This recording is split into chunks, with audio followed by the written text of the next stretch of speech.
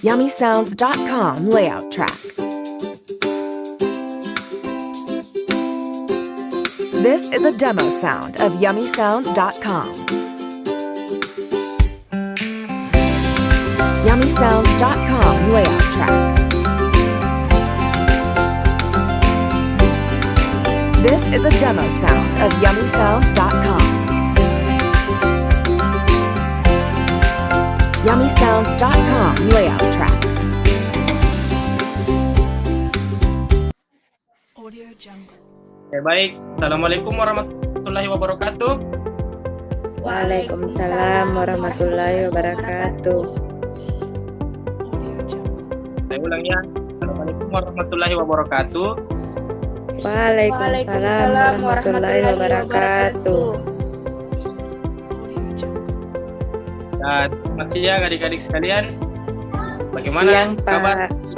Alhamdulillah luar biasa, Baik, Pak. Pak. Alhamdulillah. Adik-adik sekalian, pada kesempatan hari ini Bapak mengajar di kelas kalian membawakan materi struktur sosial dan kelompok sosial. Sebenarnya kelompok dan struktur sosial ini 3 pertemuan. Jadi 2 minggu ke depan masih dengan materi yang sama. Tetapi alangkah baiknya sebelum kita memulai pembelajaran, mungkin kiranya berdoa menurut agama dan kepercayaan masing-masing. Berdoa, mulai. Audio Jungle. Amin.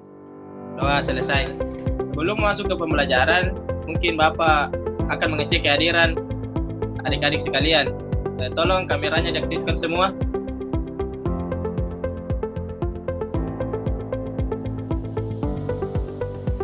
Tolong kameranya diaktifkan. Audio Jungle. Oke. Nurmukni Deyani. Ya, Pak. Audio Jungle. Oke. Aulia Febrianti. Hadir, Pak. Nisar Amalia. Hadir, Pak. Audio Jungle. Wahidin. Ada ji, Pak. Di partisipan. Oke.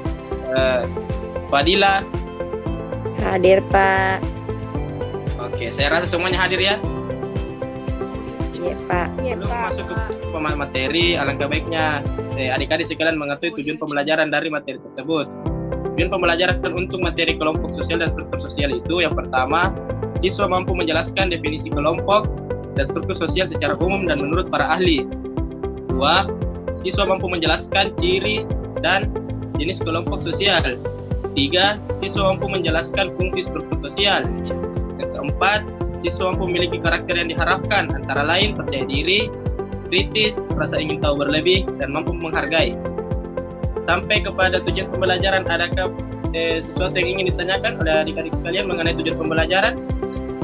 Tidak ada, Belum, Pak. Pak. Tidak ada ji, Pak. Oke. Mari Bapak menjelaskan tentang kelompok sosial. Bapak minta adik-adik mencatat ya. Baik, Pak. Kelompok sosial. Kita semua tahu bahwa manusia akan senantiasa bergantung kepada manusia yang lain. Tergantungan ini terjadi mulai dari lahir sampai meninggal dunia. Semakin dewasa seseorang, lingkungannya juga semakin meluas. Tingkat ketergantungan pada manusia yang lain juga semakin tinggi. Dengan kata lain, maka manusia senantiasa ingin hidup dengan manusia yang lain. Cenderungan manusia untuk selalu bergaul dengan orang lain disebut dengan istilah gregariousness. Karena ketergantungannya, manusia senantiasa akan menantikan kehadiran orang lain dalam hidupnya.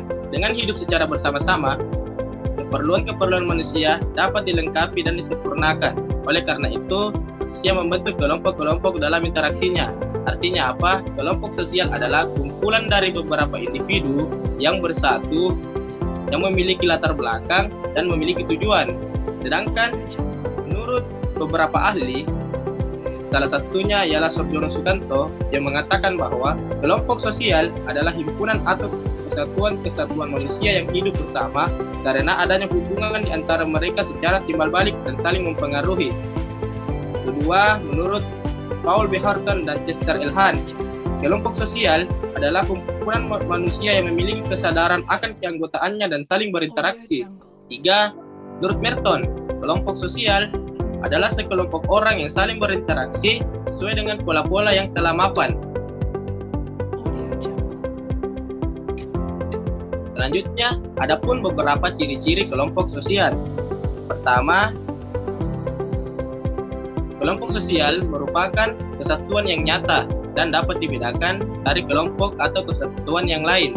2. Kelompok sosial memiliki struktur yang dimana dalam struktur itu setiap anggota memiliki peran dan statusnya. Yang ketiga, kelompok sosial memiliki norma, di mana norma ini mengatur setiap anggota yang ada di dalamnya. Yang keempat, kelompok sosial memiliki kepentingan bersama.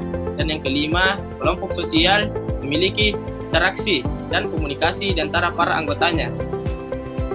Terus, ada beberapa juga klasifikasi ataupun jenis-jenis kelompok sosial yang dikemukakan oleh beberapa ahli. Pertama, menurut Bierstedt, bagi kelompok sosial menjadi kelompok statistik, kelompok kemasyarakatan, kelompok sosial, dan kelompok asosiasi. Menurut Emil Durkheim, kelompok sosial dibagi atas dua, yaitu kelompok sosial berdasarkan solidaritas mekanik, yang dimana ini merujuk kepada masyarakat pedesaan, dan kelompok sosial berdasarkan solidaritas organik, yang mana ini merujuk kepada masyarakat perkotaan. Dan menurut Ferdinand Tönnies, kelompok sosial dibagi atas dua, yaitu Gemeinschaft dan Gesellschaft. Gemeinschaft sendiri adalah pola kehidupan serta merupakan suatu keterikatan antar individu yang dimana ditandai dengan adanya ikatan darah. Sedangkan Gesellschaft adalah suatu gejala baru menurut Ferdinand Tönnies yang dilukiskan sebagai kehidupan publik sebagai orang-orang yang kebetulan hadir bersama. Dalam hal ini contohnya seperti komunitas-komunitas yang ada. Untuk lebih memperdalam tentang materi yang Bapak sampaikan tadi, saya meminta kepada adik-adik sekalian untuk lebih mencari pemahaman-pemahaman tentang kelompok sosial melalui buku-buku terkait, bisa juga melalui internet. Oke, sampai pada penjelasan tadi, adakah adik-adik yang ingin bertanya mengenai kelompok sosial? Saya, Pak. Oke, siapa namanya? Fadila, Pak. Oke, Fadila. Coba, apa yang ingin ditanyakan? Baik, Pak. Terima kasih atas kesempatannya. Yang saya ingin tanyakan, apa, Pak, yang membedakan antara Gesellschaft dan Gemeinschaft? Terima kasih, Pak. Oke, pertanyaan yang sangat bagus dari Fadila. Apa perbedaan dari Gemeinschaft dan Gesellschaft? Seperti yang Bapak jelaskan tadi mengenai jenis-jenis kelompok sosial yang diklasifikasikan oleh Ferdinand Tönnies, Gemeinschaft sendiri seperti yang Bapak jelaskan ialah dua kelompok sosial yang terbentuk atas adanya ikatan darah. Sedangkan Gesellschaft adalah sebuah kelompok sosial yang terbentuk secara kebetulan karena adanya kepentingan bersama yang dimana anggotanya tetap mandiri secara masing-masing. Perbedaan yang dijumpai antara kedua kelompok itu adalah bahwa Gemeinschaft individu tetap bersatu meskipun terdapat berbagai faktor yang memisahkan mereka. Sementara itu, dalam Gesellschaft, individu pada dasarnya terpisah walaupun terdapat banyak faktor pemersatu. Seperti itu perbedaannya. Bagaimana dengan Fadila? Sudah paham atau masih ada yang ingin ditanyakan? Alhamdulillah sudah paham, Pak. Makasih, Pak. Saya ingin bertanya, Pak. Ya, Bisa diberikan contoh dari Gesellschaft dan Gemeinschaft, Pak? oke.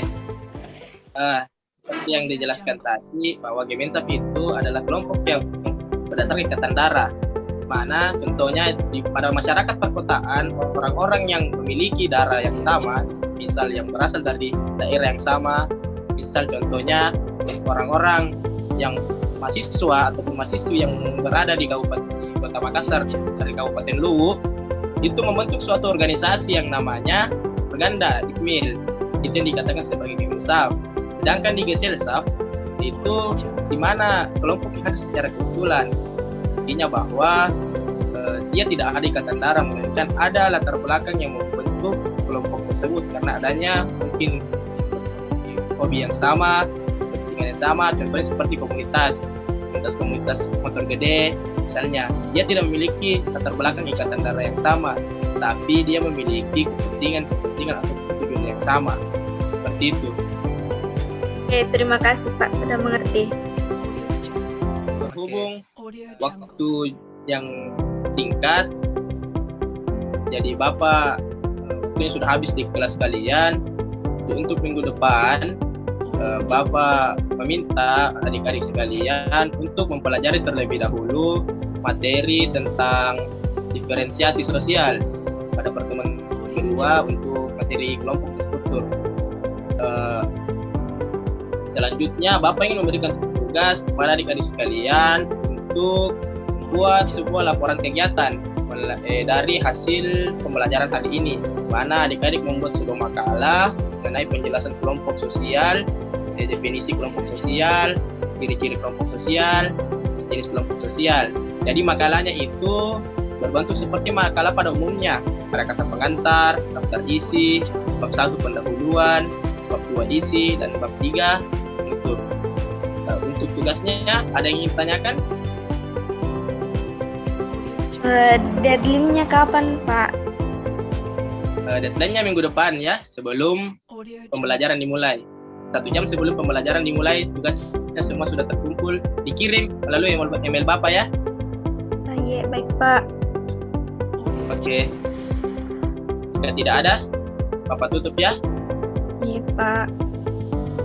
Ya, sampai di sini dulu pertemuan selanjutnya. Saya harap adik-adik tidak sampai pemahaman di sini saja, melainkan memperdalami pemahaman tentang kelompok sosial melalui buku-buku terkait dan juga melalui internet.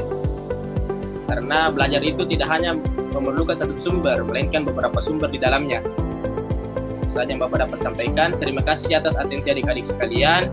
Sehat-sehat selalu, tetap jaga kesehatan. Walaupun kita harus semangat walaupun dalam kondisi pandemi sekarang ini. Oke, wabillahi taufiq wal hidayah. Assalamualaikum warahmatullahi wabarakatuh. Terima kasih. Waalaikumsalam Waalaikumsalam warahmatullahi wabarakatuh. Pak. Terima kasih Pak. Terima kasih Terima kasih, Pak. Pak.